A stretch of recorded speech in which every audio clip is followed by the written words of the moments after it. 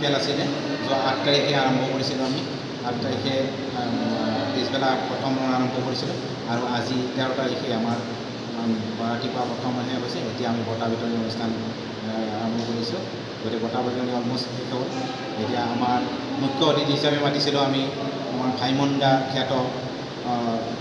তেখেতক মাতিছিলোঁ 2 নম্বৰত মাতিছিলোঁ তৰুণ শইকীয়া বুলি যে প্ৰথম অসমীয়া এভাৰেষ্ট বিজয় 3 নম্বৰত মাতিছিলোঁ ডাউনটাউনৰ চিটি ট্ৰাষ্টৰ ডক্টৰ বাইদেউ লগতে আমাৰ চিফ পেৰেণ্টছ ফোৰামৰ গোটেইখিনি বিষয়ববীয়া আছিলে ইয়াৰ লগতে আমি ধন্যবাদ জনাব বিচাৰোঁ আমাক হেল্প কৰিছিলে সহায় কৰিছিলে ষ্টেট বেংক ভাৰতীয় ষ্টেট বেংক শাখাৰ পৰা আমাক অলপ সহায় কৰিছিলে আকৌ NRL ৰিফাইনাৰীও আমাক কিছু সহায় কৰিছিলে গতিকে ইয়াৰ লগতে আমি তেখেতসকলক আমি আমাৰ ফালৰ পৰা ধন্যবাদ জনাব বিচাৰোঁ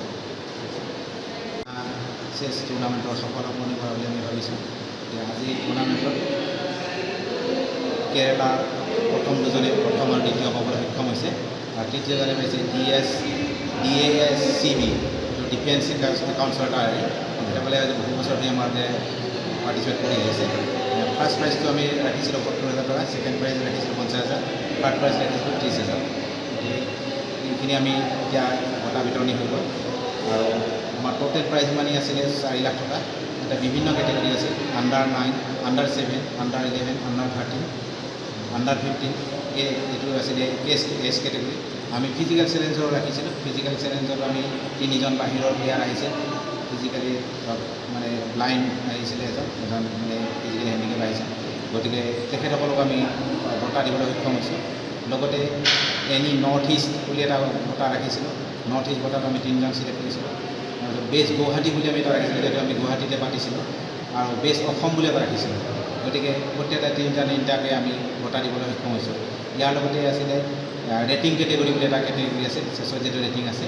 ৰেটিং কেটেগৰীটো আছিলে 1500ৰ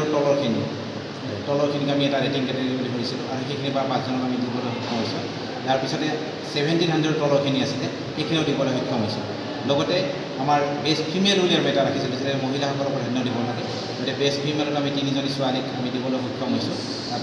উত্তৰ প্ৰদেশৰ এজনী আৰু ৱেষ্ট বেংগলৰ এজনী পাবলৈ সক্ষম হৈছে লগতে তামিলনাডুৰ এজনী পাবলৈ সক্ষম হৈছে লগতে আমি 40টা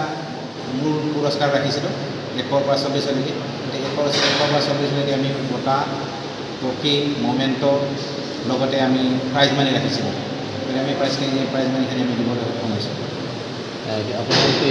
যিকোনো খবৰৰ বাবে যোগাযোগ কৰক 7099017330 লগতে 7099017110 নম্বৰত